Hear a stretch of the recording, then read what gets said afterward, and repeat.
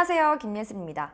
이래서 다들 정치인 하나 봅니다. 이렇게 하루 만에 태세 전환하는 모습을 보였는데요. 자유한국당이 선거법 원안 상정 때는 표결에 참여하겠다라고 16일 밝혔습니다.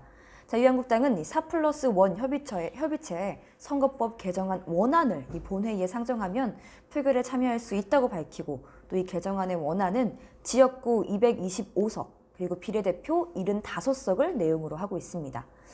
한국당은 그동안 이 선거법과 관련해서 이 집회와 농성을 벌이는 등 격렬하게 반대 시위를 해왔는데요. 그런데 갑자기 그 상반된 태세를 보이면서 좀 태세 전환하는 모습을 보였습니다.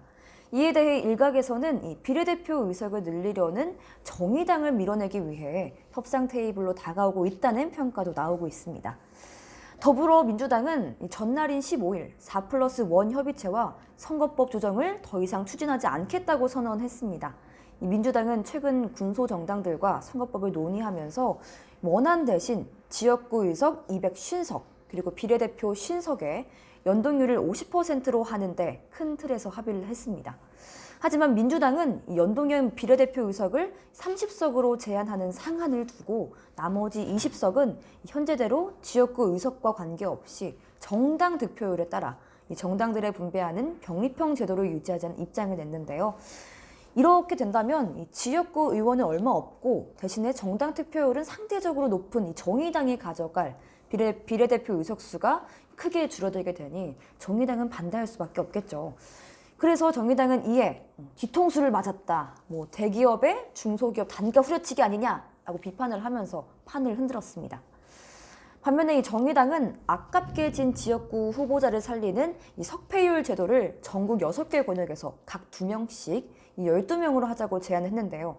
또 민주당은 가만히 있지 않았죠. 중진 의원 몇 명을 살리기 위한 알박기라는 듯한 말을 했는데요.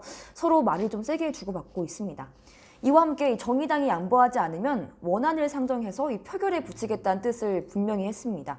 원안이 상정되면 이 지역구 의석이 많은 민주평화당과 그리고 대한신당이 반대할 것이고, 또 민주당 내에서도 이탈표가 나와 부결될 가능성이 높다고 합니다.